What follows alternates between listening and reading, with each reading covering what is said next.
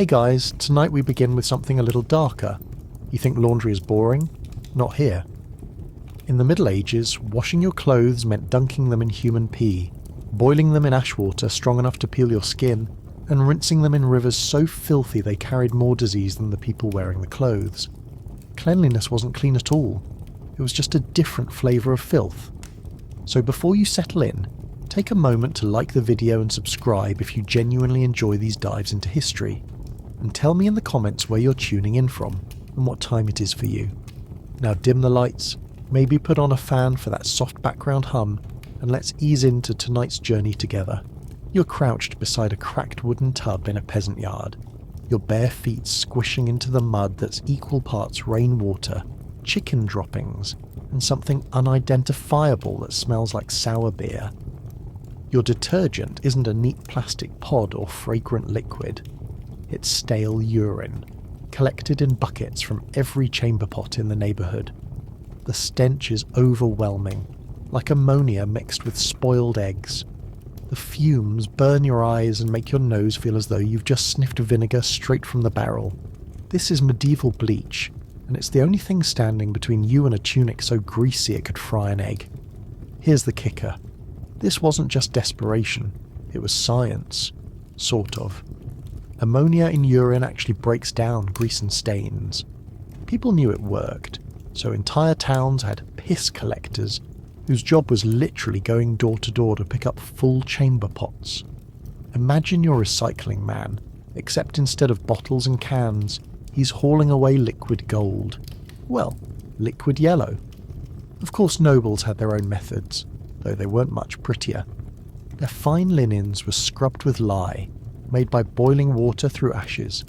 It worked as a cleaner, but it could strip the skin right off your hands. Workers spent hours wringing out fabrics until their fingers were red, raw, and peeling. Clean shirts for the lord meant scalded skin for the servant. That's not fashion, that's workplace hazard. And even if your clothes survived the process, the rinse was worse. You dunked them into the nearest river, which also happened to be the town's sewer. It carried everything from slaughterhouse guts to human waste and rotting fish heads. By the time you're swirling your freshly washed shirt, it's less spring water sparkle and more disease soup. In fact, some fabrics came out dirtier than when they went in. Fleas loved the damp wool and bacteria thrived in the folds. Putting on clean clothes was like strapping a swamp to your chest. The results were unmistakable. Your tunic, stiff as a board, still smelled faintly of urine, ashes and decay. Your wool stockings itched like nettles, and every brush against your skin left a rash. If you're lucky, you avoid an infection. If not, congratulations, your laundry has killed you faster than the plague. And as the acrid sting of ammonia clings to your nostrils, you realise this was considered the height of cleanliness. Medieval people believed that filth was just part of life. Laundry wasn't about being spotless. It was about being slightly less disgusting than yesterday. You look down at your cracked hands, wonder how long they'll last, and remind yourself, this was supposed to be the good part of the week. But if you think this is bad, just wait until nightfall, because once you've crawled into your straw bed, you'll discover that no amount of washing can save you from the real horrors waiting in the dark. You tug your wool tunic tighter around your shoulders, not because it is warm or comfortable, but because it is your only defence against the damp air clinging to your skin. The shirt you're wearing has already been washed once this season, which means it smells faintly less like barnyard than usual. Of course, less does not mean good. Every breath carries a whiff of stale ammonia mixed with smoke from the hearth, as though your clothing has absorbed every foul note of your surroundings and refuses to let them go. Medieval laundry was not simply unpleasant, it was dangerous. The very tools people used to chase away filth often left their bodies in worse condition than the clothes they were scrubbing. Soap, when available, was a coarse slab made from animal fat and lye, strong enough to strip grease from wool, but also strong enough to leave raw welts on bare hands. Your fingertips would crack open, sting with each squeeze of fabric, and bleed into the water. By the end of a wash, you were not just cleaning a shirt, you were seasoning it with human skin cells. The rivers where garments were rinsed made matters even worse. Across medieval Europe, waterways were dumping grounds for waste of every kind. Tanneries poured lime-soaked hides and rotting flesh into the current. Dye makers flushed their vats of toxic pigments downstream, and butchers sent animal blood swirling into the flow. Villagers brought chamber pots to the banks and emptied them with little hesitation. Imagine dunking your only outfit into a liquid stew where the ingredients included cow intestines, human excrement, and half a pig's skull, and then proudly calling it freshened. That was the routine for peasants and nobles alike. Clothing fibres themselves only trapped more misery. Wool, the most common material for peasants, was thick and coarse, designed for warmth rather than cleanliness. Once dampened, it became a sponge for lice and fleas. These insects thrived in the folds, nesting and biting until your skin erupted in rashes. Linen, which was finer and reserved for those with wealth, offered some relief but came with its own curse. Its pale fibres showed every stain, which meant nobles demanded even harsher treatment with lye or urine to restore whiteness.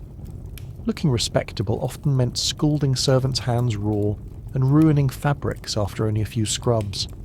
There was no relief in smell either. Perfumes were luxuries, and scented oils rarely reached those outside the higher circles. For most, the odour of clothing was identical to the odour of the body. Sweat soaked in, mud caked on, and smoke from the hearth clung stubbornly to every fibre. People wore the same garments day and night, week after week, until the fabric nearly walked away on its own. Travellers often described entire villages where the collective stench of damp wool and sweat seemed to hover in the air like a permanent fog. If you thought you could get used to it, you were wrong. The smell followed you into sleep, dreams included. For laundresses, the work was relentless. Historical records show women in cities like London or Paris dedicating entire days to hauling buckets, scrubbing fabrics, and stomping laundry in tubs with their bare feet. It was back-breaking labour.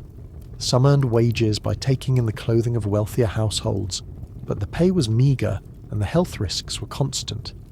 Exposure to cold water for hours at a time left joints stiff and lungs vulnerable to infection. Accounts from medieval hospitals include countless cases of women suffering chronic fevers and respiratory illnesses, many of which can be traced back to their work by the riverside. As for drying, forget the fresh scent of sunlight and meadow air. Garments were draped over hedges, thrown across fences, or spread on damp ground. Dogs, chickens, and rats often trotted across them before they were collected again. Rain ruined entire batches, forcing the cycle to start over. If you were lucky enough to dry clothes indoors, they absorbed smoke from the hearth until they smelled like burned wood.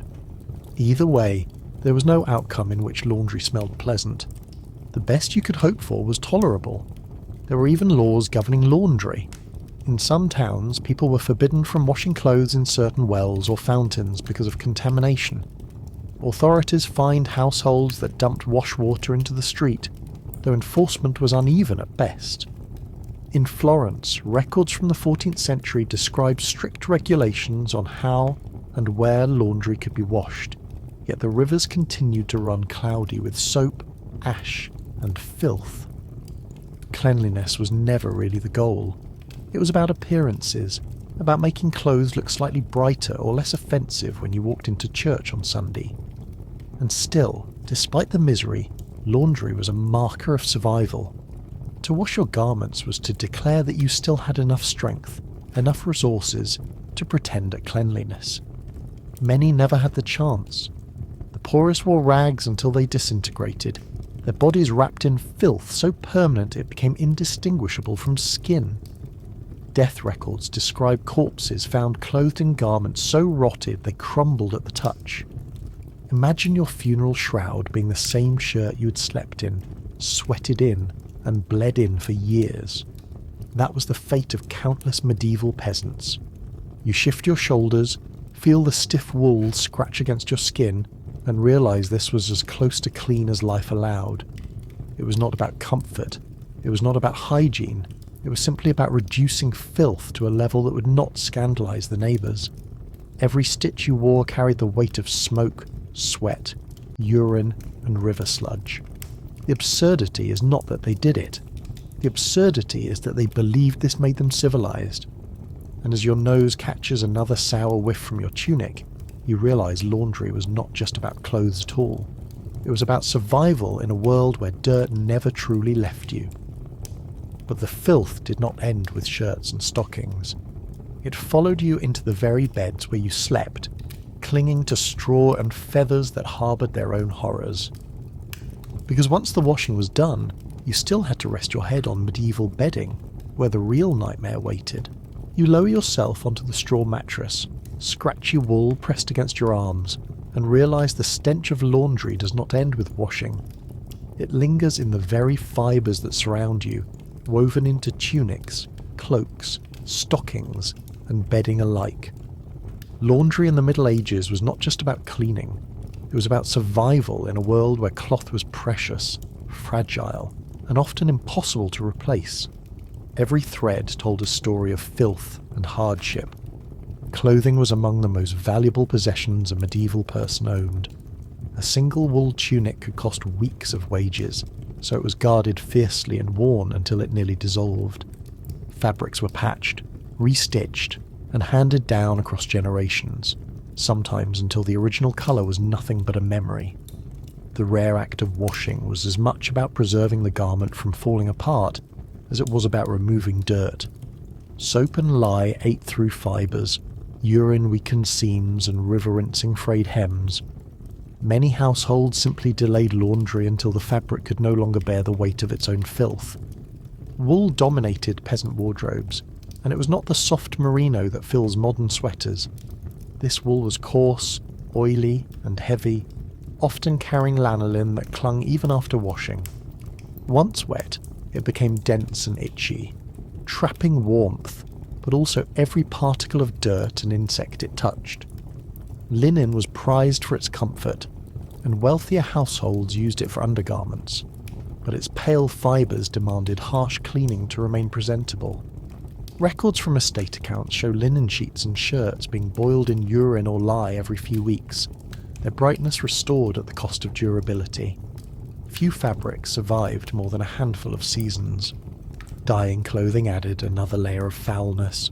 Bright colours like scarlet or deep blue were luxuries, made with expensive ingredients such as crushed insects or imported indigo. The poor made do with earthy browns and greys, which conveniently hid stains. When garments were dyed anew to refresh their appearance, the process often took place in the same rivers where laundry was done, releasing even more toxic sludge into the water. Dyers' quarters in medieval towns were infamous for their stench, a mixture of fermenting plants, rotting urine, and metallic salts used to fix colour. Living downwind of a dyer was a punishment in itself. The irony was that fresh clothing rarely smelled fresh. Even nobles who owned multiple outfits could not escape the pervasive odours of their fabrics. Courtiers wrote of feasts where the scent of perfume and roasted meat clashed with the sour tang of sweat-soaked gowns. Laundresses employed in castles were expected to scrub, rinse and press entire wardrobes, yet the results were limited by the same crude tools as the peasants used. Fine brocades absorbed smoke from hearth fires, silk stained easily, and velvet trapped lice as eagerly as wool. Wearing riches did not protect you from the stink of life. Health hazards were woven into every wash. Prolonged exposure to ammonia in urine inflamed lungs, leading to chronic coughing and chest pains. Lye caused chemical burns, especially for women who scrubbed day after day in icy water. Physicians of the period noted cases of washerwoman's hands, a condition of cracked, swollen skin prone to infection. With limited medical care, a simple wound from a laundry tub could fester into something fatal, and yet the work had to be done. Dirty clothing was not just a social embarrassment, it was also a breeding ground for pests that carried disease. In many ways, laundry was a grim gamble. Risk your health by washing, or risk your health by not. The sheer weight of wet fabrics added another layer of misery. A wool cloak soaked through in a river could weigh more than a small child. Laundresses were often depicted bent double, dragging dripping garments across fields to spread them on hedges or grass. The strain-warped spines and wore-down bodies before their time, chronic back pain, rheumatism, and swollen knees were common complaints among working women, their lives shortened by the relentless toil of keeping others presentable. Even when coin was earned, it came at a steep cost to the body. Of course, the results were far from perfect. Once dry, fabric stiffened into rough boards that scraped against skin. Without fabric softeners or even proper rinsing, clothes left behind a residue of ash, soap, or whatever else had been used to scour them. Peasants often complained of itching, rashes and sores caused directly by their laundry. The act of putting on a freshly washed tunic was less a comfort and more a test of endurance. Those who could afford to line garments with softer cloth did so, while the poor simply scratched until their skin bled. Historical accounts reveal how laundry shaped community life. Public washhouses existed in larger towns, often located near rivers where women gathered to scrub together. These sites became hubs of gossip, negotiation, and sometimes conflict. Disputes over space or water quality occasionally turned violent. In Paris, records from the 15th century describe fights breaking out between laundresses over who had rights to the cleaner sections of the Seine. The struggle for cleanliness could spark as much tension as hunger or land.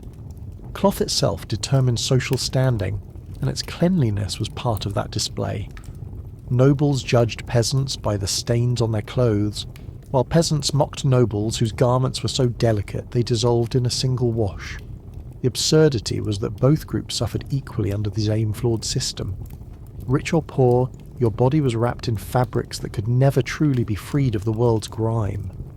You glance again at your own tunic, its seams stretched from repeated soakings, its wool stiff against your skin.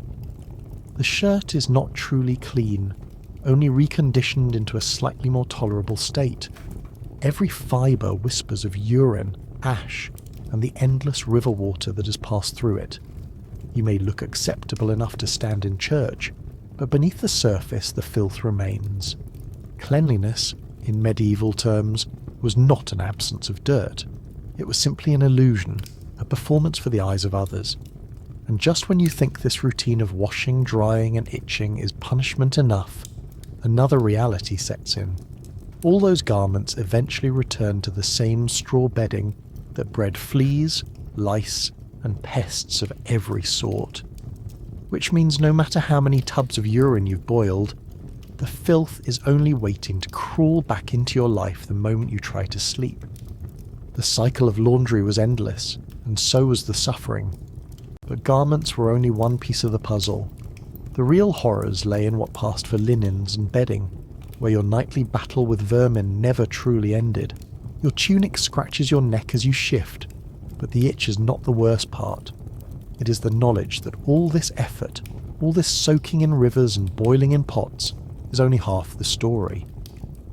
Laundry in the Middle Ages was not just a personal battle with dirt. It was a public performance, a communal ritual, and in many towns a noisy, filthy economy all its own. Public washhouses became central features in medieval cities, especially as populations grew and space for private washing disappeared. These were not quaint little cottages with neat tubs and flowing water. They were often crude wooden sheds set against a riverbank or an open-air space where women knelt on planks and beat wet garments with paddles.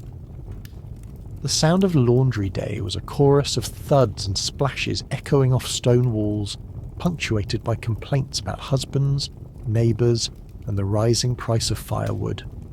In Paris, records describe laundresses working shoulder to shoulder along the Seine, a line of bent backs and swollen hands slamming cloth against stones. The rhythm of washing became a kind of heartbeat for the city itself. It was also where gossip flourished. With water splashing and work dragging on for hours, laundresses became the unofficial news network of medieval life. Scandals spread from one household to another faster than a plague flea. Who was stealing grain? Who was caught in bed with the miller? Which noble was in debt? Which priest had been seen in the tavern? All of it was churned into the rinse water and passed along. Some historians even argue that laundresses played a role in shaping public opinion, because if the laundry crowd despised you, the entire neighbourhood soon did too. Clean clothes came with dirty secrets. For women who did laundry as paid work, life was harsh. The laundress was both essential and despised. She handled the filth no one else wanted to touch, yet her work was viewed as lowly and unclean. Wages were pitiful, often no more than a few pennies for scrubbing entire wardrobes. Payment was sometimes made in bread, ale, or old garments rather than coin, and yet laundresses endured because laundry was constant. Nobles demanded fresh linens for feasts, soldiers required uniforms scrubbed before campaigns, and households relied on someone willing to risk their health in icy water for hours at a time. Medical texts occasionally mentioned the toll this labour took. Washerwomen were described with hunched spines, arthritic hands, and constant coughs from leaning over steaming tubs. Exposure to damp conditions and caustic substances shortened lives. Many were widows or poor women supporting children, trapped in a cycle of exhaustion with little hope of relief. The bitter irony was that while their own garments might have been rags, they were the ones ensuring nobles and merchants appeared respectable in public. Even the equipment itself revealed absurdity. Laundry beaters, essentially flat wooden paddles, were swung with such force that garments were sometimes shredded instead of cleaned. Stone slabs used for scrubbing wore thin after decades of pounding, their grooves etched by centuries of desperate hands. Boiling pots were prone to spilling or cracking, scalding whoever happened to be closest. Some monasteries kept written inventories of tubs, sticks, and boiling cauldrons because they were as essential as bread ovens. In households with servants, a broken tub could be treated as a minor crisis, equivalent to losing a plough or a cooking pot. Without it, filth simply piled higher. Water access itself was a constant battleground. In many towns, laundresses clashed with tanners, dyers and butchers over rights to the same riverbanks. Fines were occasionally levied against those who soiled the wash zones, though enforcement varied. In Florence during the 14th century, regulations were posted forbidding laundry in drinking wells, yet complaints continued about people rinsing dirty garments in fountains. The overlap between drinking water and laundry water was not just inconvenient, it was lethal. Epidemics spread quickly when filth seeped back into public sources, yet necessity left people little choice. Laundry even had a military angle. Armies on campaign required constant washing of bandages, bedding and garments, and this fell largely on camp followers, women and servants who trailed behind soldiers. They hauled linen to rivers between battles, often under dangerous conditions, and returned with waterlogged loads heavier than some of the weapons being carried. Chroniclers note that soldiers complained about lice and rashes constantly, blaming laundresses for failing to keep clothes clean. Yet the reality was that no amount of rinsing and foul streams could eliminate vermin. Military laundry was less about hygiene and more about preventing garments from disintegrating mid-march. Religious authorities weighed in too. Some monasteries regulated laundry days carefully, assigning brothers or sisters to the work in rotation. Monastic rules mention how many tunics could be washed per week, how much lye could be used, and how drying should be done to avoid wasting space. For nuns especially, laundry became both labour and penance. Scrubbing garments until hands bled was considered a form of humility, a reminder of the dirt of the world clinging to the soul. Clean linen was not just practical, it was spiritual symbolism, though the means of achieving it left scars both physical and metaphorical. And then there was the smell. Public wash areas were infamous for reeking worse than the filth they removed. The combination of hot urine, soap, rotting food scraps, and sweat from workers turned the air into a choking haze. People walking past often pinched their noses. Some cities attempted to relocate laundries to less populated districts, but the need for water always pulled them back to riversides and wells. Wherever laundry happened, stench followed. The absurd truth is that medieval people accepted all of this as normal. Laundry was never about achieving true cleanliness. It was about managing filth to a tolerable level, about preserving garments that cost more than many people's yearly wages, and about participating in the endless cycle of work and waste. You were not simply scrubbing stains. You were holding your place in the hierarchy of survival, proving to neighbours and strangers alike that you had the strength and means to fight back against decay. You adjust your tunic again, stiff against your ribs, and realise that laundry was less about fabric and more about identity. Clean enough meant respectable, dirty meant shameful, and neither condition ever lasted long. The cycle of soaking, boiling, beating and drying continued relentlessly, every stain and smell returning no matter how much effort was spent. And just beyond the washhouses and riverbanks, another realm of filth awaited, because all those supposedly clean garments eventually ended up in kitchens, markets and workshops, where the stains began anew before the day had even ended. The reek of river water and ash still lingers on your clothes, but now imagine hauling that same filth across muddy fields while trudging behind an army. Laundry did not pause for war.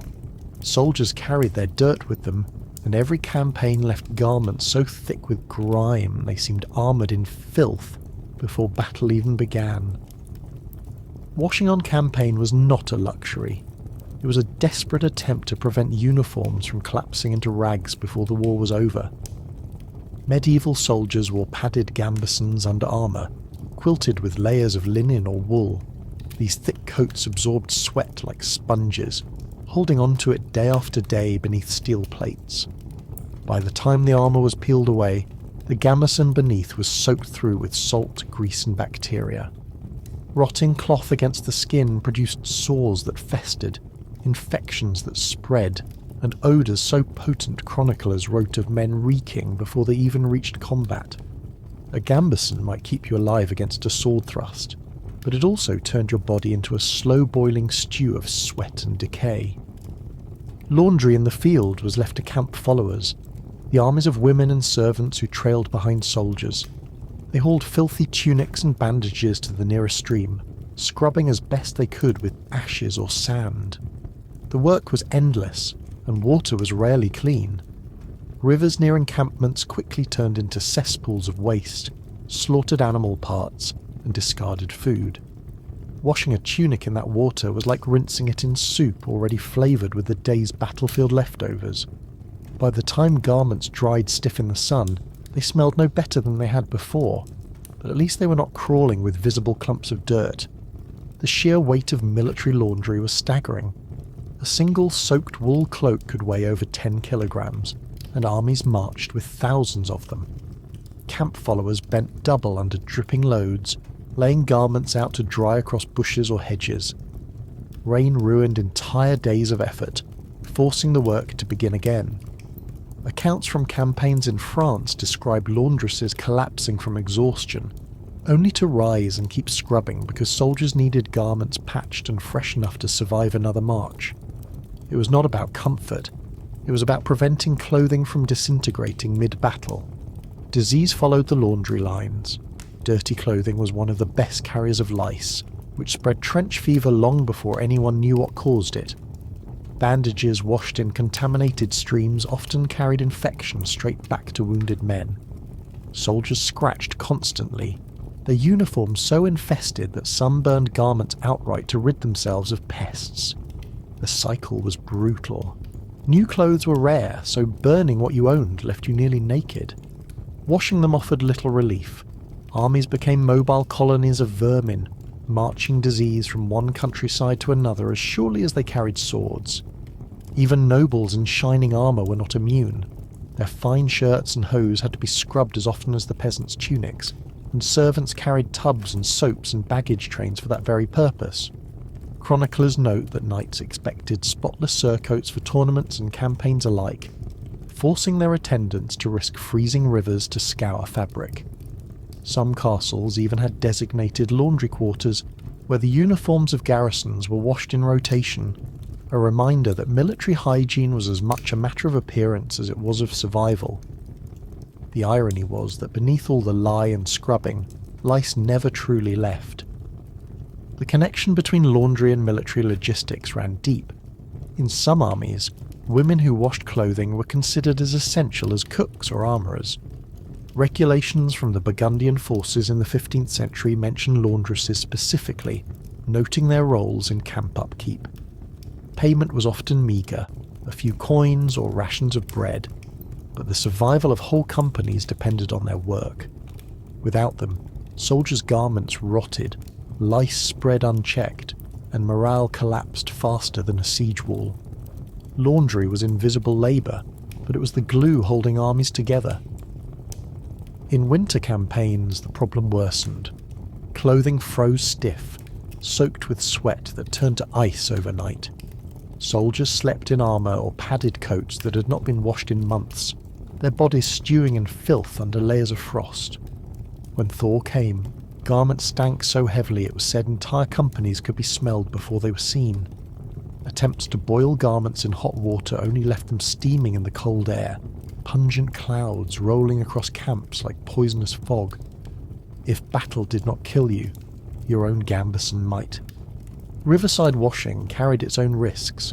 Soldiers dipping tunics into streams sometimes found themselves ambushed by enemies who knew armies gathered predictably at water sources.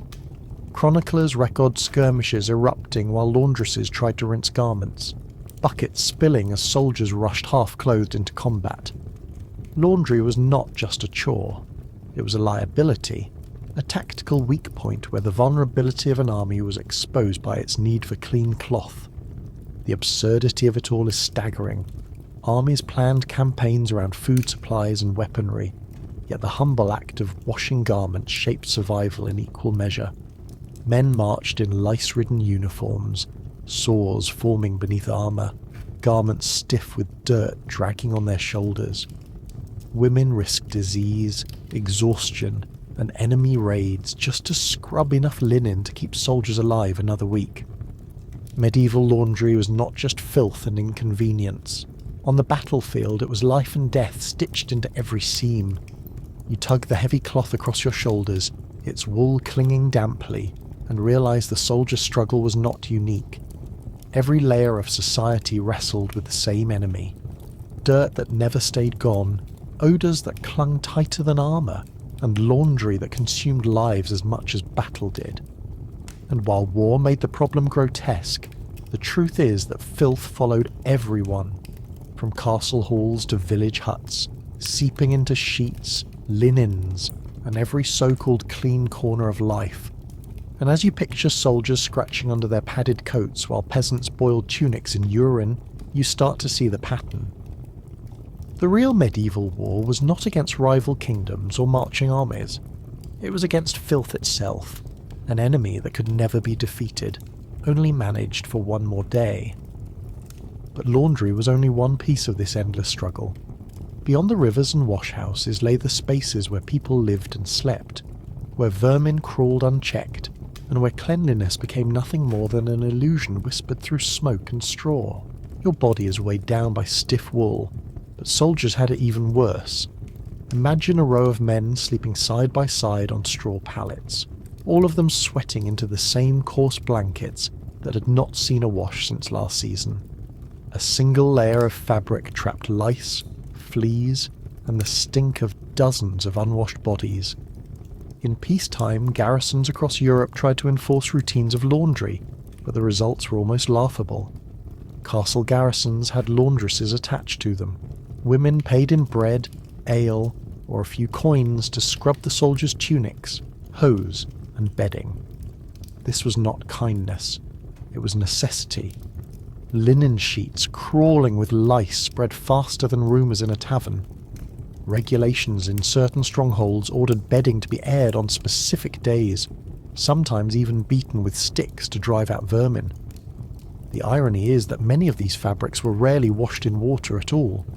Soldiers shook them out over battlements or draped them across hedges, convincing themselves that fresh air was a substitute for cleaning. It was like spraying perfume on a corpse. The military connection to laundry was never glamorous.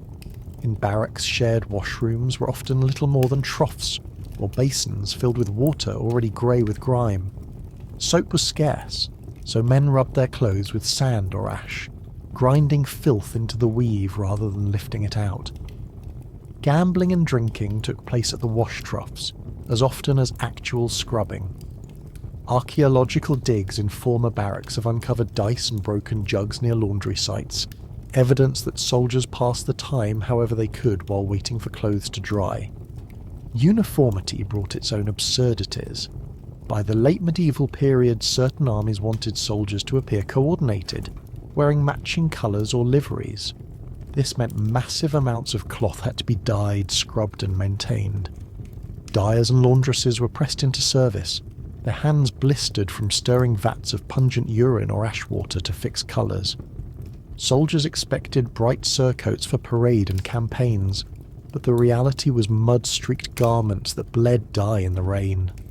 Men marched in streaks of faded blue or patchy red, their once proud uniforms melting into tie-dye disasters. For enemies watching across the battlefield, it must have looked less like a disciplined force and more like a parade of stained rags. The strain of laundry extended into military law. Some armies actually punished soldiers who failed to keep their garments in order, fining them for presenting filthy tunics on inspection days. Of course, this was more wishful thinking than practical enforcement. When your only stream doubled as a sewer, there was little a soldier could do to improve appearances. Chroniclers describe commanders berating their troops for their odour, as though a scolding might scrub out the stench of months-old sweat. Disease found fertile ground in these conditions. Military hospitals during the Crusades reported waves of fevers linked not only to wounds, but to the filthy bedding soldiers brought with them. Washing bandages in rivers contaminated with waste only worsened matters, reintroducing infection rather than removing it. In some cases, garments were simply burned when soldiers fell ill, a desperate attempt to break the chain of filth. But new cloth was expensive, and armies rarely had enough to spare. The cycle returned quickly. Lice, dirt, disease, repeat. The daily grind of military laundry blurred the line between necessity and absurdity. Soldiers sometimes used their own urine to soak garments when supplies ran low, just as peasants did at home. They stomped tunics in tubs with bare feet, laughing bitterly about the indignity of warriors-turned-washermen. Letters from the 15th century mention soldiers begging families at home to send not weapons or coin but spare shirts, because their existing ones had literally rotted off their backs. The battlefield made men desperate, and laundry was one of the cruelest shortages of all. The drying process was another misery. Cloaks draped over bushes or fences took hours to dry, often stiffening in the wind until they could stand upright like grotesque scarecrows. Rain undid everything, leaving soldiers to don damp clothing that froze stiff by nightfall. Chroniclers describe men marching in garments so heavy with water they could barely lift their legs. The absurd image of an army slogging through mud, weighed down not only by armour but by laundry gone wrong, reveals how filth shaped the very rhythm of war. Yet for all its discomfort, laundry was non-negotiable. An army without it fell apart from lice infestations, festering sores, and the sheer collapse of morale. The laundresses and camp followers who risked everything to scrub clothes in icy rivers were unsung pillars of survival. They bent under the weight of dripping wool, blistered their hands in lye, and breathed ammonia until their lungs burned. Without them, soldiers would have drowned in filth long before they met an enemy sword. You shift in your own damp fabric, scratch at the rough weave, and realise that filth was not simply a byproduct of medieval life. It was the defining feature, stitched into every gambeson, every tunic, every blanket spread on the barrack floor. Laundry was never clean. It was simply managed, tamed just enough to keep men alive another week. And in that endless cycle of filth and scrubbing, another truth emerges. Because laundry was not only about clothes, it was about the rivers, the towns, and the very landscapes that bore the weight of human waste and dye. And those waterways, already thick with filth, carried the burden of everyone's laundry back into the world, transforming rivers into the foulest laundromats history has ever known. The clothes cling damply to your body, but the problem does not end there. The water that touched them now drips back into the soil, into the rivers, into the very lifeblood of the medieval world. Every bucket tipped, every tub emptied, every rag wrung out contributed to a vast cycle of contamination. Laundry was not just a domestic act. It reshaped the environment, turning rivers into foul laundromats that stank across entire valleys. Medieval rivers were never clean to begin with. They bore the weight of every trade, every kitchen, every latrine. Tanneries poured lime-soaked skins into the current. Dye houses bled toxic colours downstream. Butchers tossed entrails where the water was deepest, and residents emptied chamber pots straight into the flow. Adding laundry to that stew was like seasoning a spoiled broth. Clothes washed in rivers emerged stiff with soap residue, tinged with the colours of last week's dye vats, and infused with the unmistakable tang of sewage. Yet people persisted, because there was no alternative. Soldiers on campaign made this worse. Armies camped by rivers to secure water, but within days the banks were littered with soaking gambesons, muddy cloaks, and piles of bandages waiting to be scrubbed. The water became cloudy with lye and urine as camp followers tried to clean thousands of garments. Horses trampled through the shallows, men bathed where clothing was rinsed, and waste from the camp was tipped in only a few feet away. Accounts from the 100 Years' War describe streams turned so foul they killed fish outright, their bellies floating white in the current. Imagine marching through France with clothes washed in a river that smelled like a battlefield's afterthought. Towns tried to regulate this chaos. In London, ordinances forbade washing clothes in certain wells because residents complained about contamination. Paris had zones of the Seine reserved for laundresses, separate from the sections where water was drawn for drinking. In Florence, fines were levied against those caught rinsing garments in public fountains. Yet rules were only as strong as enforcement, and the temptation to sneak a tunic into the nearest clean well often won out. Water sources meant for survival became dumping grounds, and the line between drinking and washing blurred constantly. For laundresses, the river was both workplace and hazard. Standing for hours in icy shallows left joints aching and skin numb, while the water they waded into carried disease. Physicians of the time, though ignorant of bacteria, warned against women working too long in damp conditions, noting the fevers and chills that followed. Many suffered respiratory infections, skin lesions and rheumatism. Yet the demand for clean clothes, especially in towns and military camps, kept them at the water's edge day after day. The river was their livelihood and their curse. Dye houses contributed an extra layer of absurdity. To fix colours, dyers used alum, copper salts, and vats of fermented urine. When these were emptied back into the river, they tinted the water itself. A stream might run blue one week, red the next, depending on which batch of cloth was processed. Imagine scrubbing your only tunic in water stained the colour of someone else's wardrobe, then wondering why your garment came out striped. Soldiers unlucky enough to wash in these places sometimes marched in clothes unintentionally tie-dyed by industrial runoff. Discipline and dignity evaporated in streaks of purple and green. Riverside laundry was also social theatre. Peasants gathered along banks to scrub together, exchanging gossip while beating fabric against stones. Soldiers' laundresses often mingled there too, creating unlikely overlaps between village chatter and military necessity. Conflicts broke out over space and access. Archaeological finds from riverbanks near old towns reveal broken paddles, discarded tubs, and even bones, suggesting that disputes over water sometimes turned violent. The right to clean clothes was defended as fiercely as the right to bread, but the greatest absurdity lay in the way rivers gave back what was put into them. When wells downstream drew from the same contaminated flow, people drank the water that had just been used to wash soiled bandages, sweaty tunics, and festering cloaks. Whole communities ingested the residue of their own laundry cycles. It is little wonder that outbreaks of dysentery, fevers, and other illnesses spread so rapidly. The filth was not just clinging to your clothes, it was coursing through your veins, Even monasteries, which prided themselves on order and regulation, could not escape this cycle.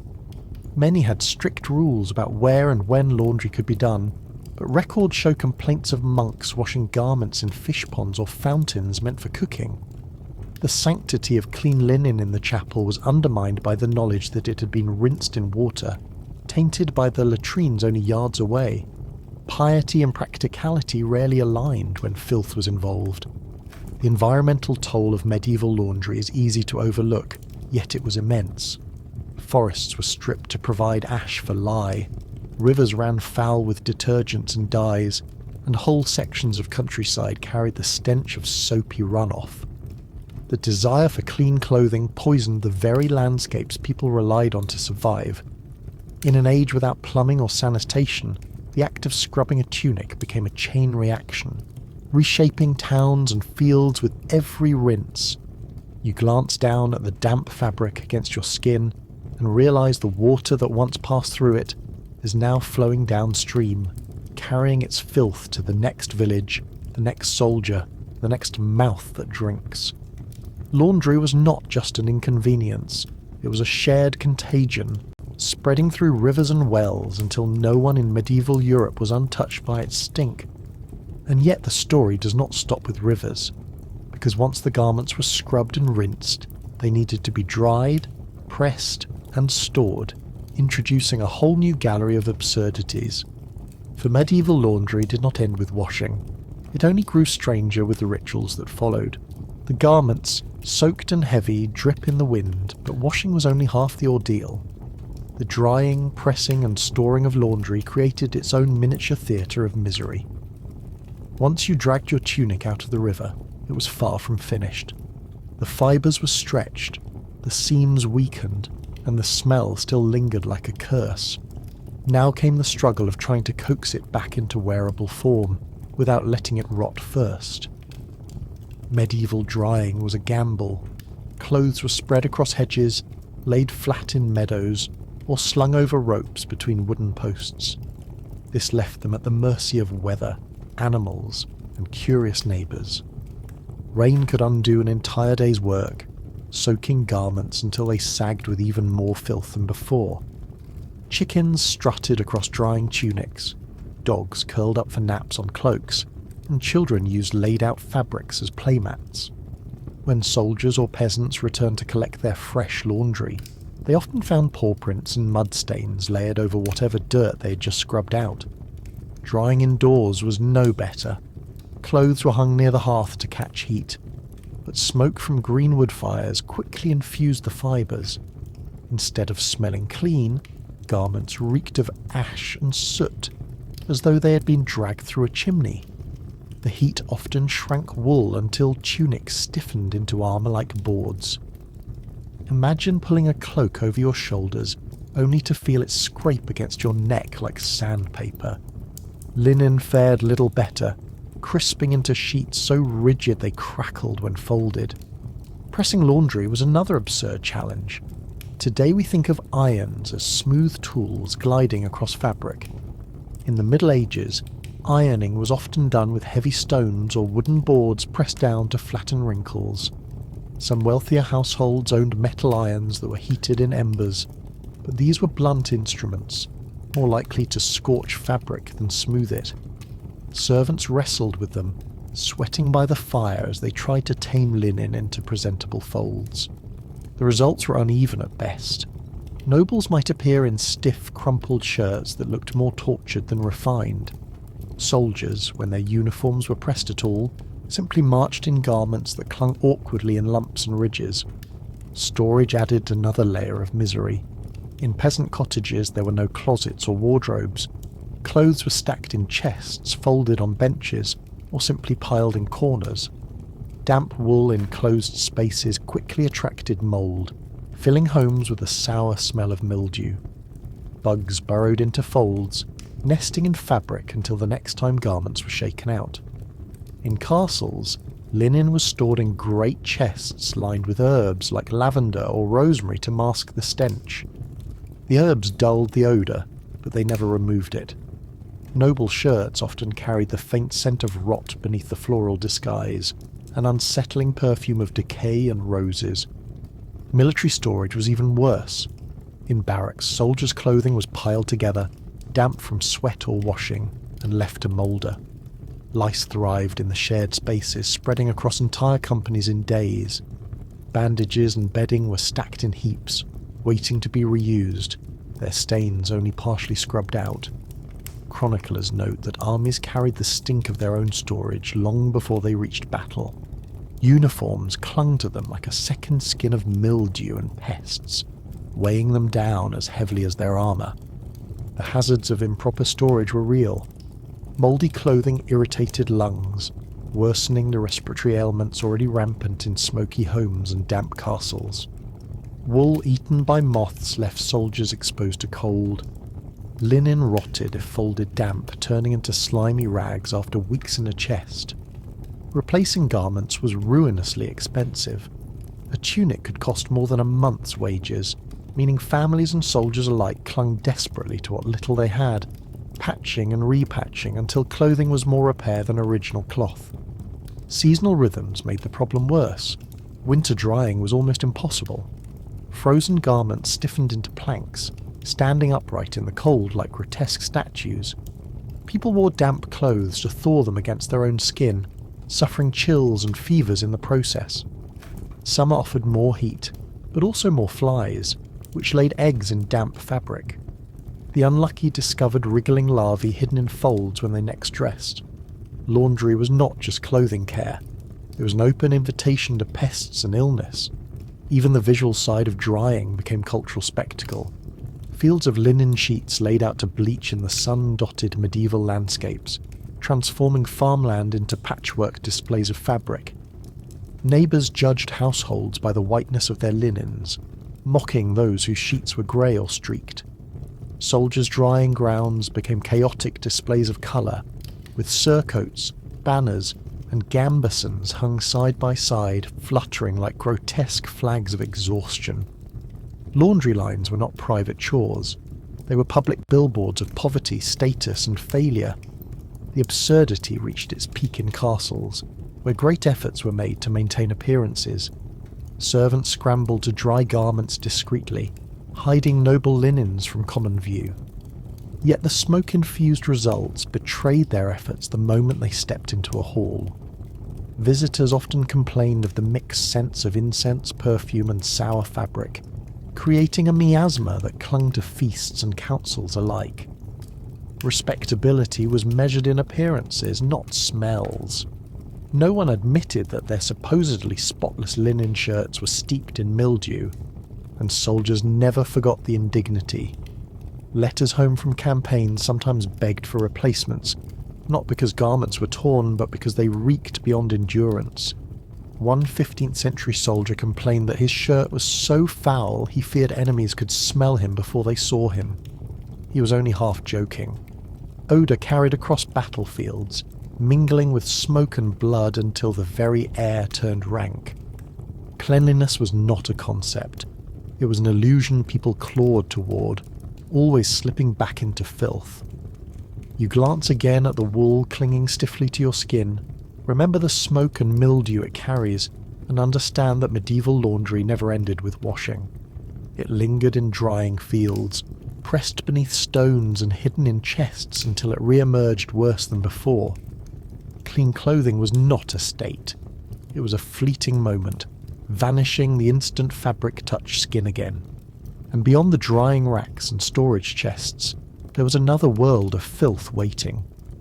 Because the very people who scrubbed, pressed and stored laundry carried their own invisible burdens, their health sacrificed on the altar of other people's cleanliness, and their lives reveal a darker chapter in the story of medieval laundry. The smoke-soaked tunics and stiff-wool cloaks do not clean themselves, and someone had to shoulder the misery of dragging them from tubs, wringing them dry and carrying them back to their owners. That someone, more often than not, was the laundress. These women were the backbone of medieval hygiene, though their lives were anything but clean. To wash clothing for others was to embrace the constant sting of ash, the burn of lye, and the cold bite of rivers that numbed your feet to stone. In towns, laundresses were easy to spot. They were bent figures hauling baskets so large they seemed designed to break spines. Their arms were red from scrubbing, their lungs raw from breathing ammonia fumes, and their hands cracked and bleeding from endless contact with caustic soaps. Payment for this was pitiful. A day's work might earn only a loaf of bread, a jug of ale, or a few pennies if the employer was generous.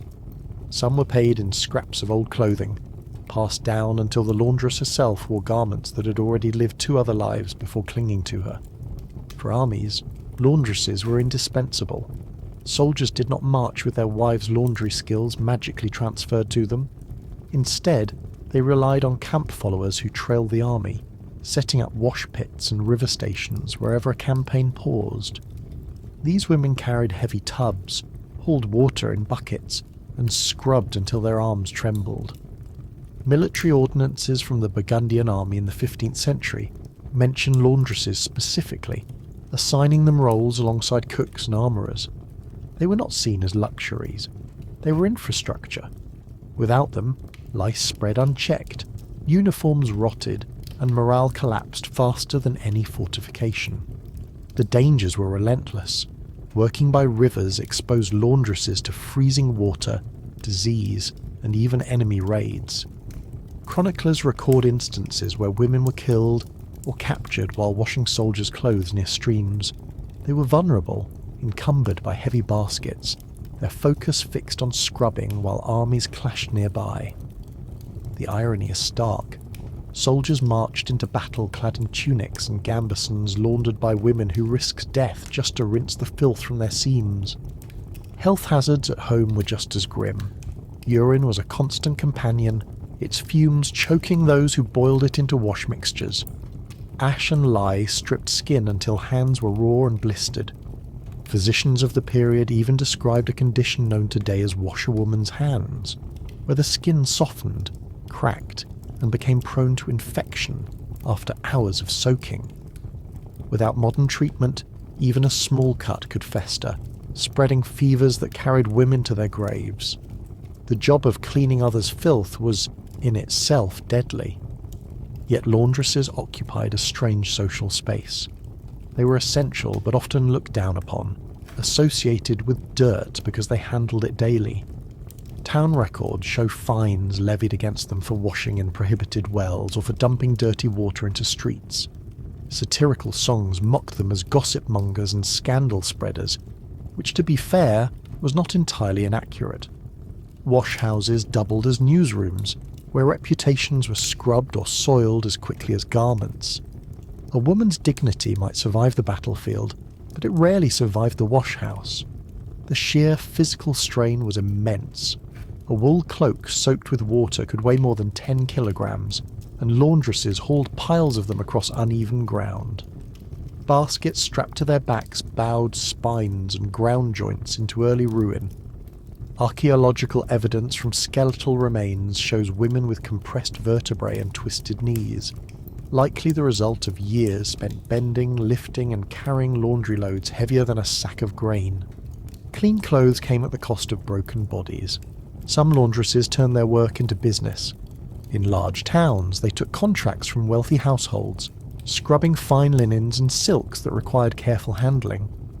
Payment was higher, but so were risks. A scorched shirt or torn hem could bring punishment, even violence from an angry employer. Others followed armies for survival, accepting food and protection in exchange for endless scrubbing. These women lived in rough camps, endured constant shortages, and saw their labour erased in chronicles that celebrated generals but ignored the laundresses who made campaigns possible. The absurdity of their role comes into focus when you realise how much of medieval life depended on them. Kings wore spotless linen to court, knights donned bright surcoats for parades, peasants dragged slightly fresher tunics to church, and soldiers marched in uniforms that had been scoured of the worst filth. None of this happened without laundresses, yet their names rarely appear in records. History celebrated the battles, but forgot the women hunched over washtubs who allowed armies to survive long enough to fight them. Laundry was also a source of suspicion. Because laundresses handled intimate garments, they were sometimes accused of sorcery or theft. Superstitions linked washing clothes to washing away luck, leading to bans on doing laundry on certain days of the week. In rural areas, it was whispered that witches used washwater for spells, binding souls to garments. A laundress could be both feared and ridiculed, her labour necessary but her presence unsettling. The same hands that kept society clothed were thought capable of cursing it. You picture them now, lined along a riverbank, skirts muddy, baskets heavy, faces drawn from exhaustion. Their hands are raw, their backs bent, but still they beat cloth against stone until the sound echoes like a drum beat across the valley.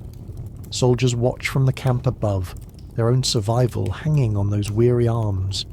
The nobility will never think of them, but the soldiers know. Without laundresses, their own gambesons would rot from their shoulders. Without laundresses, their lice would multiply until fever claimed them. Without laundresses, there would be no army left to march.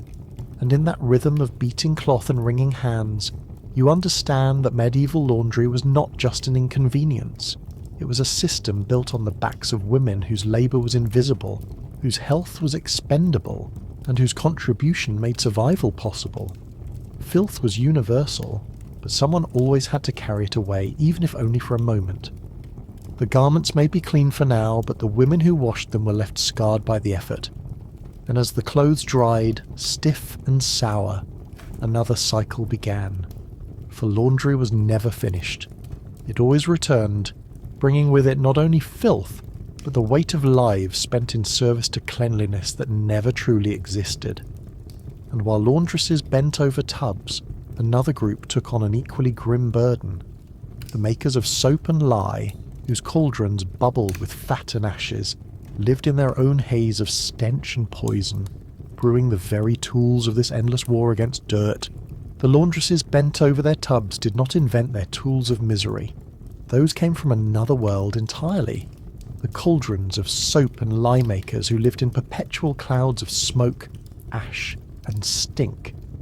If laundry in the Middle Ages was a war against filth, then soap makers were the reluctant arms dealers, brewing caustic concoctions that promised cleanliness but delivered burns, fumes, and economic absurdities. Soap, when it appeared at all, was a rough block of animal fat boiled with ash. There was nothing delicate about it. Pigs, sheep, and cattle provided the grease, scraped from carcasses and rendered into tallow that oozed with the smell of death. Mixed with lye, it hardened into gritty cakes that could strip grease from cloth and skin alike. Using it on fine linen risked tearing fibres, while using it on bare hands guaranteed cracks and sores. The irony is that this tool for cleaning left everyone feeling dirtier than before. Soap makers lived on the margins of towns, their trade considered too foul to keep near respectable streets. The vats they stirred reeked of rotting fat, and the smoke from burning ash hung in the air like a curse. City councils pushed them into outer quarters, alongside tanners and butchers, where the smell of death and waste was already overwhelming. A soap maker's workshop was a place where air stung your eyes, floors were slick with grease, and every surface carried the sticky residue of failed batches. To walk past one was to understand why neighbours demanded distance. Lye itself was no friendlier. Produced by leaching water through wood ash, it created a solution strong enough to burn skin on contact. Soap makers tested its strength by dropping an egg or potato into the liquid, watching to see if it floated. If it did, the lye was ready, and the real damage could begin. This method was both brilliant and terrifying, turning kitchen scraps into a laboratory of hazard. Laundresses who bought lye knew the risk the moment their fingers touched it, yet without it, filth clung too stubbornly to clothing. Soldiers' uniforms stiff with sweat and grease needed that sting to stand a chance of surviving another march. The economics of soap were equally absurd. It was costly to make, requiring animal fat that could have been used for candles or food. Nobles monopolised access, while peasants relied on urine or sand. In some cities, soap became a taxable commodity, guarded by guilds that regulated production. Marseille and Castile became known for their soaps, exporting rough bars across Europe, though they remained luxuries for the wealthy. For the average soldier or villager, soap was as rare as silk. When it appeared in a household, it was rationed carefully, often locked away to prevent theft. For laundresses, soap was both a blessing and a curse. It cut through grease and stains that nothing else could touch, but it ate through fingers and garments just as quickly. Too much left clothes stiff, their fibres weakened until seams split apart. Too little, and the filth remained, mocking the hours spent scrubbing. The balance was impossible to perfect, and complaints about ruined garments filled city records. Disputes between households and laundresses often centred on whether soap had been misused, with fines or punishment falling on the women who did the work. Soap making itself was dangerous labour. Cauldrons of boiling fat and lye spilled easily, scalding those who stirred them. Fires broke out frequently, consuming workshops and spreading through nearby alleys. Town ordinances often limited where soap makers could operate, fearing their cauldrons might reduce neighbourhoods to ash. In London, records mention soap fires devastating whole streets, their smoke thick with the acrid smell of burning fat. Survival in this trade required both skill and a willingness to breathe poison daily. Yet soldiers needed it. Campaign accounts describe soap being issued in small rations, mixed into baggage trains alongside grain and salt. It was essential for cleaning wounds as much as clothing, though the same caustic sting that stripped stains could inflame injuries. Wounded men sometimes cursed the cure that burned worse than the sword cut itself. Still, without soap, bandages carried disease from one soldier to another, spreading infection faster than any enemy arrow. In this way, soap became both salvation and punishment, its presence dreaded and demanded in equal measure. The absurdity reached its peak in castles. Nobles wanted their linen bleached white, their silks bright, their appearances immaculate. Soap was poured liberally onto garments, servants scouring until their skins split open. The smell of grease and ash clung to corridors as surely as incense. What looked pristine in candlelight was, in reality, steeped in the residue of burned animals and boiling lye. Nobility's reputation for elegance was built quite literally on the backs of those who endured the sting of caustic soap until their hands failed them. And still, despite all this effort, medieval soap was never truly clean. Its rough surfaces carried grit, its fat sometimes turned rancid, and its storage in damp chests meant it moulded quickly. Peasants joked that soap was filthier than the garments it washed, and for many that was not far from truth. To use it was to court discomfort, to store it was to invite pests, and to make it was to live in stench that never lifted. Cleanliness came at the price of suffering, and no one suffered more than those who brewed the very blocks of filth disguised as soap. You picture the soap makers now, bent over their cauldrons, faces smeared with ash, clothes soaked in grease. Their trade kept laundresses working, soldiers clothed, nobles gleaming, and peasants scratching their heads at why anyone bothered at all. Soap did not bring purity. It brought a harsher version of filth, wrapped in the illusion of progress. And from the soap makers' cauldrons we moved back into the washhouses, where those bars and lye solutions met the brute force of wooden paddles and human hands, creating a spectacle of filth management that shaped entire communities. The soap is rough in your hands, the lye stings your fingers, but the work has only just begun. Medieval laundry was not a gentle process of swirling fabrics in warm water. It was violence in miniature, a battle where garments were pummeled with sticks, beaten against stone slabs, and wrung until every seam screamed. To clean a tunic was to declare war on it, and more often than not the tunic lost. Washhouses were built for this purpose in larger towns, and they became some of the noisiest corners of medieval life. Imagine walking through cobbled streets only to hear a steady rhythm of pounding, echoing from wooden sheds by the river. The sound was not one laundress, but dozens, all slamming paddles onto soaked cloth in unison. It was a thunder of blows, as if the entire town had gathered to drum on barrels. The garments lay across planks or stones, absorbing strike after strike until stains surrendered or seams tore. Cleanliness was forged through brute force. Soldiers' uniforms endured the worst of it. Gambesons, stuffed with layers of linen and wool, became heavy fortresses of sweat and grease. To wash one meant dragging it into a river, soaking it until it weighed nearly as much as the man who wore it, and then beating it flat for hours. Camp laundresses swung paddles with arms as strong as blacksmiths, each strike sending droplets of foul water spraying into the air. The smell was indescribable, a choking mix of lye, river mud, and the human stench trapped in every fibre. Yet this routine was essential, for an unwashed gambeson turned stiff and brittle, cracking apart in battle like rotten wood. The tools themselves were crude but effective. Wooden paddles, sometimes carved with ridges, delivered punishment to cloth-like cudgels. Stones along riverbanks served as both scrubbing tables and anvils. Some washhouses used long boards where garments were laid and doused, beaten until froth bubbled from the fibres.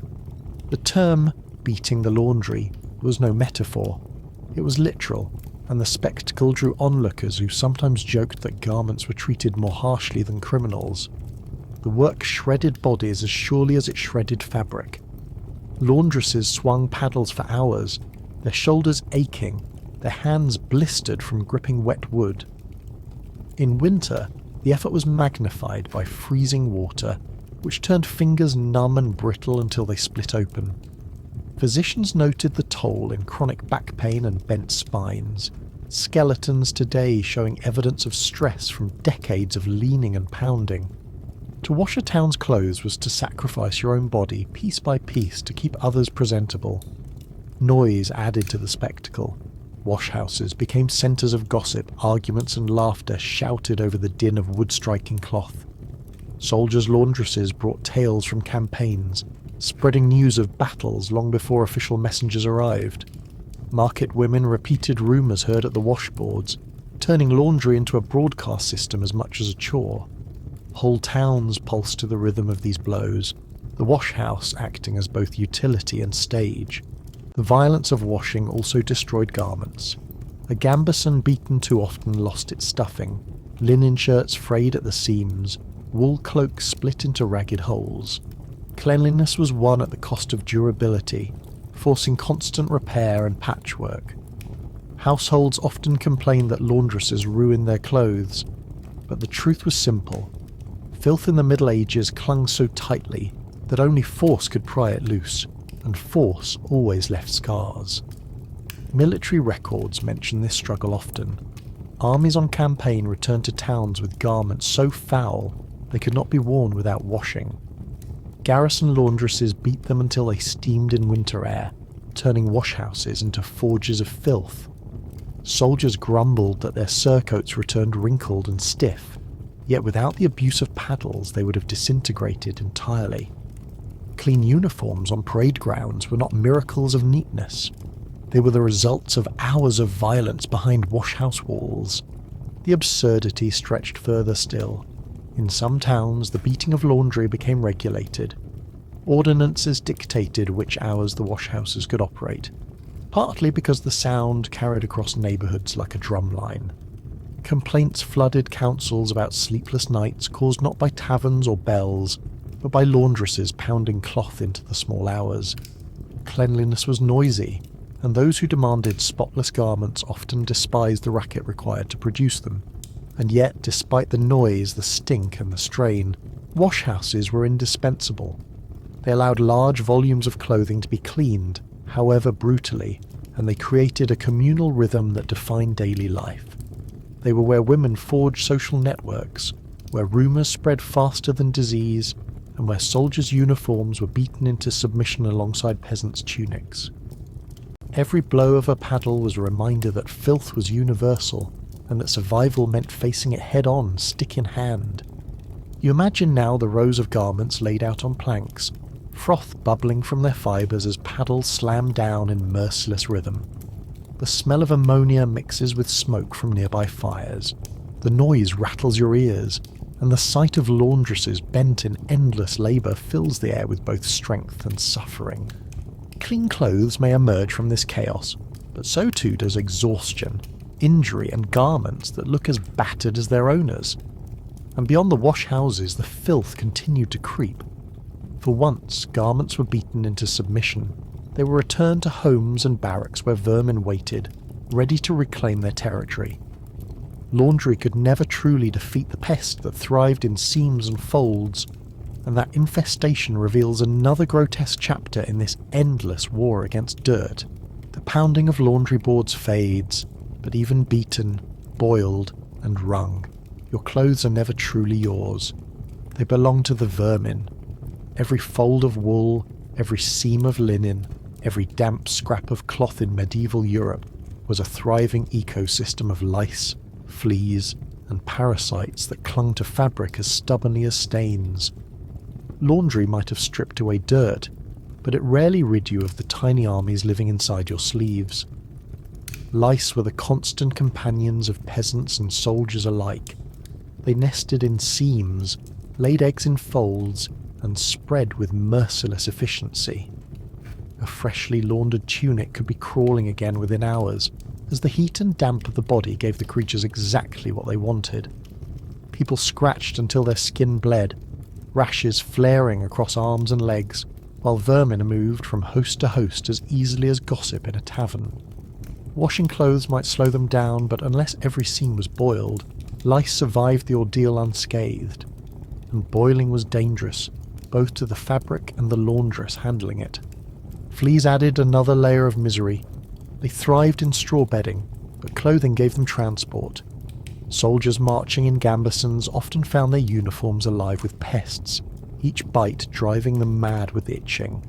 Fleas carried more than irritation, they carried plague.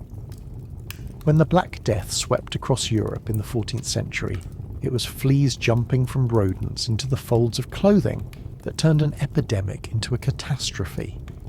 Laundry done in rivers and tubs had little chance against creatures so small they could cling through scrubbing and survive days without a host. Clean clothes might look fresher, but they still scratched and stung. The presence of vermin shaped military life in particular. Chronicles from campaigns describe soldiers scratching constantly, their hands darting beneath armour or into hose while on the march. Commanders berated men for their lack of discipline, but there was no discipline strong enough to stop the itch of lice burrowed in cloth. Some soldiers joked bitterly that they carried more enemies inside their shirts than they faced across the battlefield. Others burned their clothing outright, preferring nakedness to infestation. The absurdity was grimly practical. A man without clothes could borrow a rag or cloak, but a man eaten alive by lice could barely stand. Communal living made the problem worse. In garrisons and barracks, men slept side by side, their garments stacked in shared corners, their bodies pressed close on straw pallets. One louse-infested tunic meant dozens of soldiers itching within days. Hospitals recorded fevers linked directly to vermin bites, long before the true cause was understood. By the 15th century, trench fever and typhus were spreading through armies, diseases carried by the lice that clung to every seam of unwashed uniforms. Laundry could not keep up with the speed of infestation, and laundresses often returned garments still crawling despite hours of work. Even the wealthy were not spared. Nobles in fine linens suffered the same indignities, their servants quietly boiling undergarments while masters paraded in silks. Accounts from courts reveal that lice and fleas were so common that scratching in public drew little notice. Perfumes and scented oils tried to mask the smell of vermin-ridden clothing, but they did nothing to drive the pests away. A noblewoman in velvet might smell of roses, yet beneath her sleeves lice thrived as happily as they did in a peasant's rags. The great equalizer of the Middle Ages was not faith or death, it was vermin. Superstitions arose around these infestations. Some believed that scratching too much invited illness, while others thought vermin were a divine punishment for sin. Remedies included rubbing garlic into seams, dusting clothes with ashes, or wearing sachets of herbs against the skin. None worked for long. Lice returned, fleas leapt, and scratching became a universal soundtrack of medieval life. People accepted it as inevitable. like rain or hunger.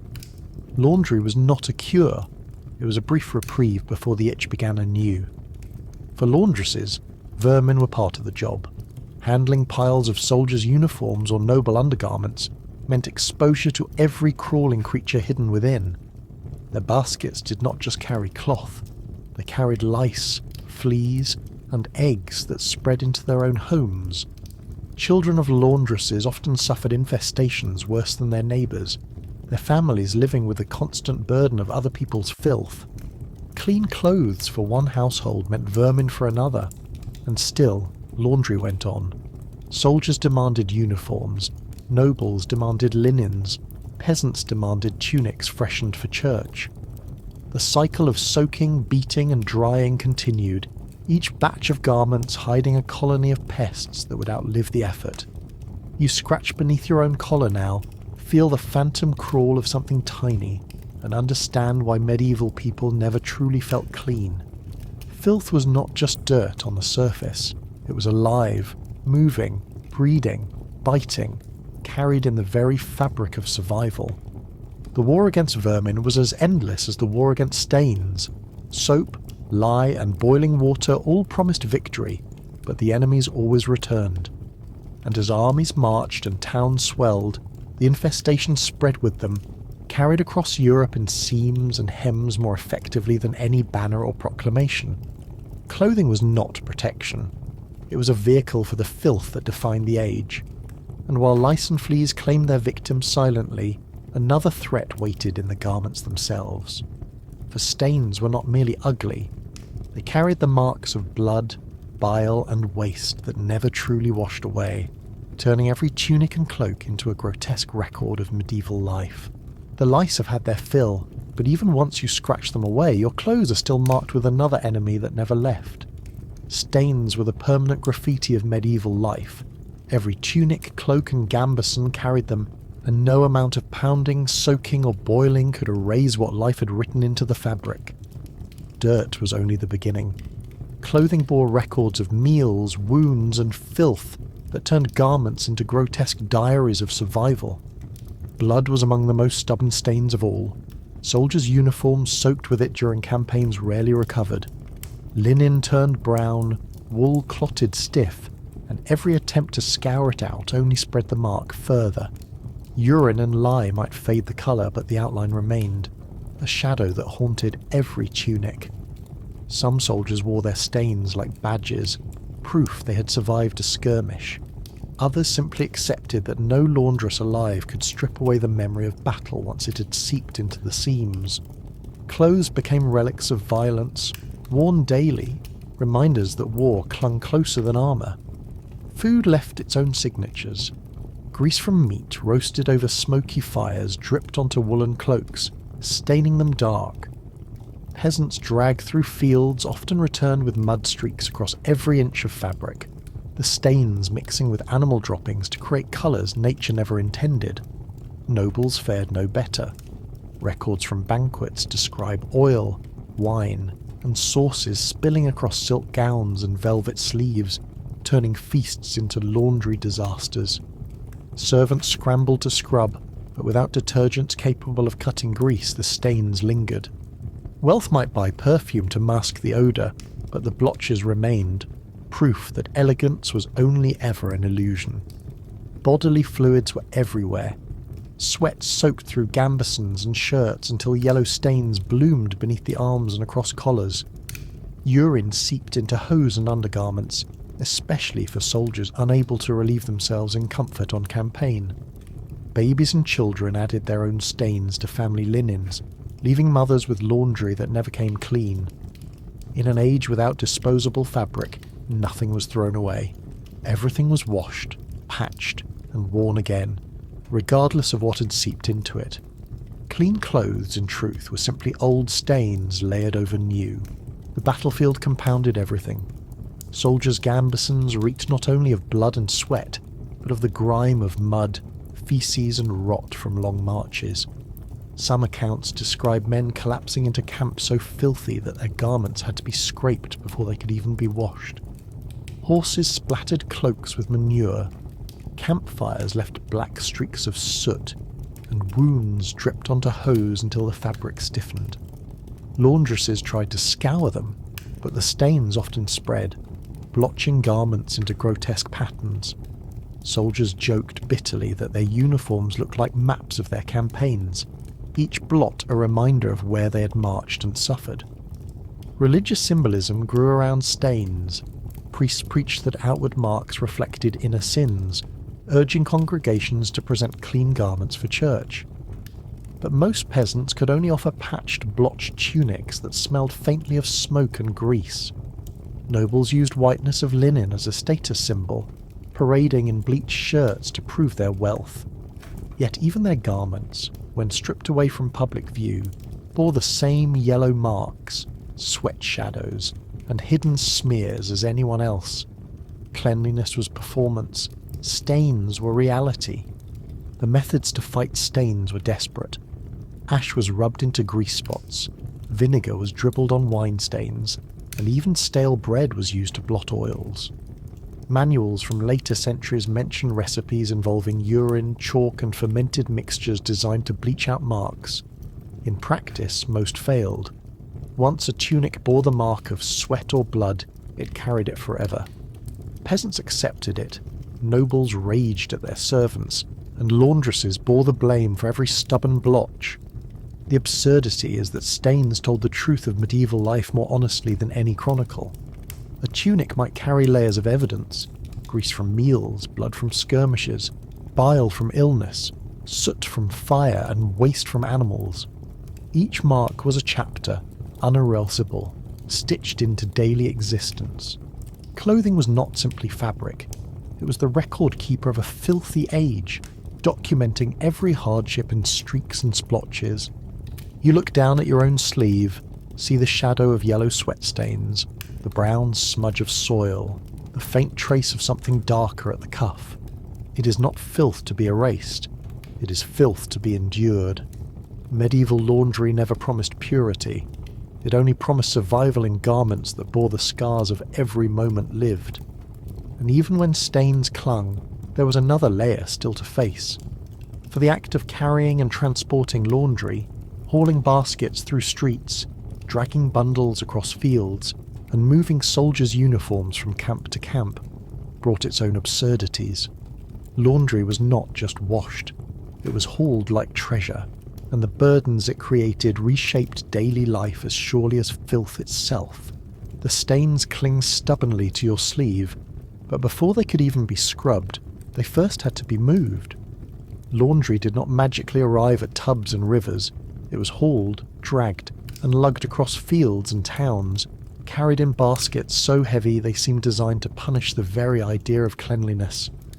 To clean clothing in the Middle Ages was not just about water and soap. It was about transporting loads of damp, stinking fabric through landscapes already drowning in filth. A basket of laundry was not light. Wool cloaks alone could weigh several kilograms when dry, and once soaked they became anchors of misery. Laundresses staggered under these loads, baskets strapped to their backs with ropes that cut into shoulders. Contemporary illustrations show women bent double beneath piles that rose higher than their heads, garments spilling down like collapsed haystacks.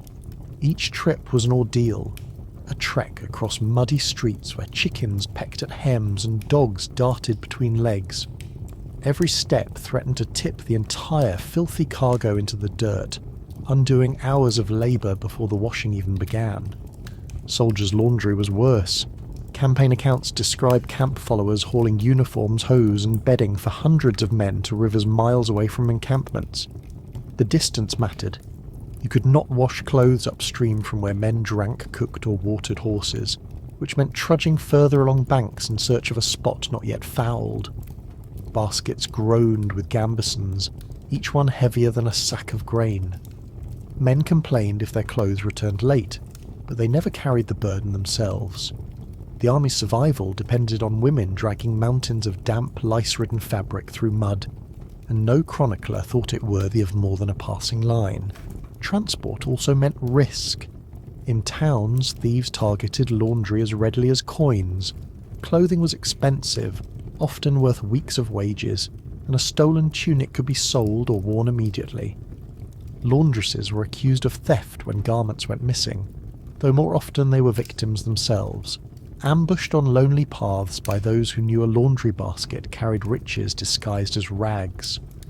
In armies, transport drew enemy attention. Skirmishes sometimes erupted while laundresses carried soldiers' garments to rivers, their loads spilling as arrows hissed overhead. Laundry was not just inconvenient, it was a liability that put lives at risk. Carts were used when possible, but these were not the tidy wagons of modern imagination. They were creaking wooden frames pulled by oxen or donkeys, wheels clogged with mud, axles groaning as they dragged wet garments across uneven ground. A single load of military laundry could fill entire carts, dripping filth onto roads until the stench followed for miles. Wet wool rained droplets on soldiers trudging behind, so that marching in formation sometimes meant being showered by your own freshly laundered tunics. It was indignity layered on indignity, and no one escaped dry. In towns, water carriers joined the act. Before garments could even be soaked, water had to be fetched in buckets, hauled from wells or streams. Each bucket was heavy enough to strain backs, yet dozens were needed to fill tubs. Laundresses who already carried piles of clothing now added water to their burdens. Their days spent hauling liquid filth to and fro until exhaustion left them trembling. Clean clothes came at the cost of endless journeys between wells, washhouses and homes. The economics of transport were as grim as the labour. Wealthy households sometimes employed porters specifically for moving laundry, their wages meagre compared to the value of the clothes they carried. Peasants had no such luxury. They dragged baskets themselves, often with children roped into helping. Records from cities like Paris and London mention laundresses fined for blocking streets with their loads, as their baskets spilled into alleys and markets. Cleanliness was not only a chore, it was a public nuisance, visible and smelly to everyone who crossed its path. Military baggage trains turned this into spectacle. Alongside weapons, food and tents, wagons carried piles of filthy clothing destined for rivers further along the march. Chroniclers describe trains stretching for miles, soldiers guarding wagons stacked with tunics and sheets as though they were gold. In truth, they were treasures. Clothing was costly, laundry extended its life, and losing garments to mud or fire could cripple a company. The irony of knights in shining armour protecting carts of dirty linen was not lost on those who saw it. The toll on bodies was unmistakable. Archaeological studies of female skeletons from medieval towns show compressed vertebrae and twisted hips, evidence of years spent carrying baskets too heavy for any frame. The act of moving laundry crippled women long before old age arrived. In military camps, followers staggered with dripping cloaks until their knees buckled, only to rise again because soldiers demanded shirts dry before morning drill. Transport was as deadly as washing, though it rarely earned even a line in the records of war. We picture it now, the endless procession of bent backs, baskets stacked high, carts dripping filth, soldiers scratching behind them as they marched. Laundry was not just a domestic task, it was an economy of burden, moving dirt from one place to another, always at the cost of human strength. Cleanliness did not come free. It was hauled, basket by basket, wheel by wheel, through streets and fields that absorbed its stink until the entire landscape carried the weight of washing. And when those loads finally reached their destination, another absurdity began. For drying and storage were not the end of the cycle. Once garments were returned, they carried with them the danger of spreading disease, the invisible contagion lurking in damp seams that turned laundry from inconvenience into death sentence. Medieval laundry was not the cosy image of fresh linens fluttering in a meadow that films like to show you. It was a stew of urine, lye, wood ash, and elbow grease, performed by people who probably smelled worse after doing the laundry than before. Soldiers, peasants, and even noble households all relied on laundry practices that would make a modern dry cleaner cry into their pressed suit. Washing was often done communally at riversides. where clothing was beaten against rocks until the fabric gave up and dissolved into medieval dust. Urine was collected in buckets and used as a detergent because the ammonia broke down grease and sweat. So if you ever wondered why medieval laundry workers carried barrels of pee around, it was not an early drinking game, it was the cleaning industry.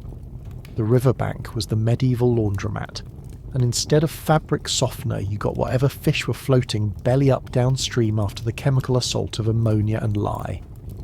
Laundry workers were often looked down on socially, not just because their job involved marinating cloth in urine, but also because clothing was soaked, beaten, and boiled in communal vats that left a permanent stench clinging to anyone near them.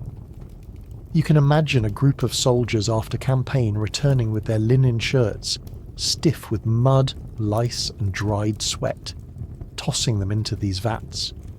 The result was a fabric that was technically cleaner, but also smelled faintly of fermented waste and burned wood.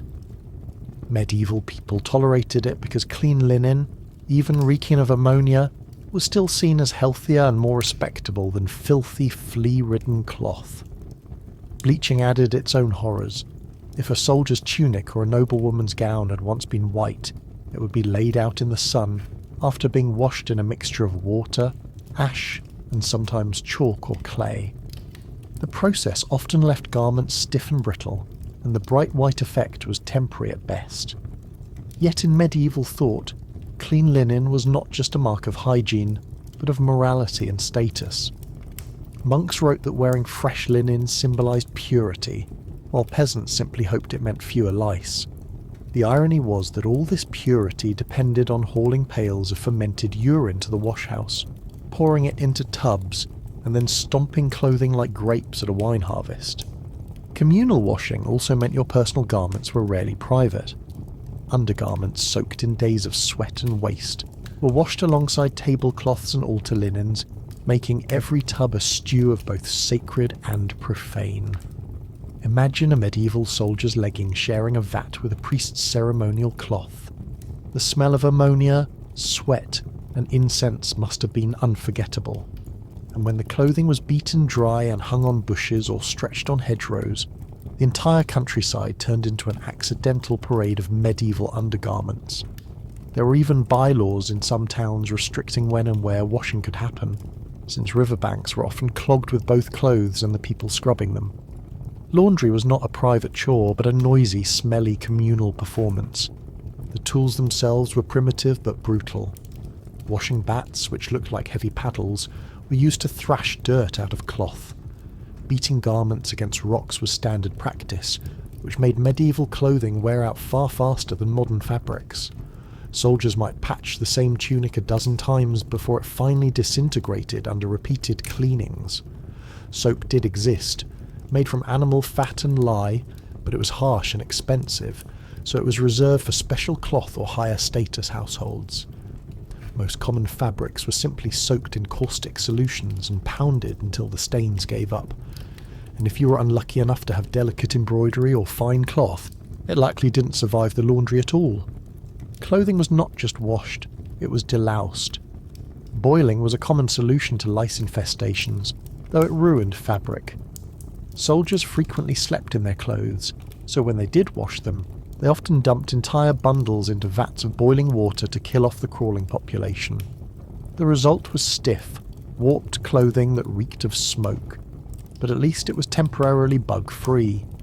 Delousing was so important that public bathhouses often doubled as laundry stations, with hot water serving both human skin and dirty cloth. If you thought washing your socks was bad, imagine trying to boil a woolen tunic until the lice floated to the surface. Laundry even had legal and religious entanglements. Some towns fined people for washing at the wrong time of year, since detergents could poison the local water supply. Religious texts used laundry as metaphor, describing sin as a stain that needed to be washed away, which gives an entirely new appreciation for how dirty laundry really was in the medieval imagination. People saw clean linen as a visible sign of respectability, even if the process of making it clean involved more filth than the original garment. And the laundry industry itself became regulated in some cities, with professional washers forming guilds. These guilds were often composed of women, who endured both the stench of their profession and the disdain of wealthier citizens who nonetheless relied on them. There was nothing glamorous about medieval laundry, but it was essential. In a world where disease and vermin thrived in filth, even imperfect washing could mean the difference between a tolerable existence and constant infestation. Soldiers returning from muddy fields, peasants coming back from farms, nobles fresh from feasts, all eventually had to surrender their garments to the great vats of ammonia, ash, and boiling water. And so the gross secrets of medieval laundry tell us not just about stains and smells, but about the endless struggle to look respectable in a world where hygiene was both feared and desperately sought after. It was a process that transformed rivers into laundromats, homes into storage vats for urine, and fabric into fragile relics of daily survival. And that, my friends, is the medieval definition of fresh laundry. If this didn't make you grateful for your washing machine, nothing will. Let me know down in the comments which historical misery you want me to dive into next, because apparently we've built a whole channel around human suffering with a side of mildew. And if you actually enjoy listening to people from the past suffer in increasingly creative ways, check out my other videos too. They're packed with even more revolting details that will make you clutch your Febreze a little tighter tonight.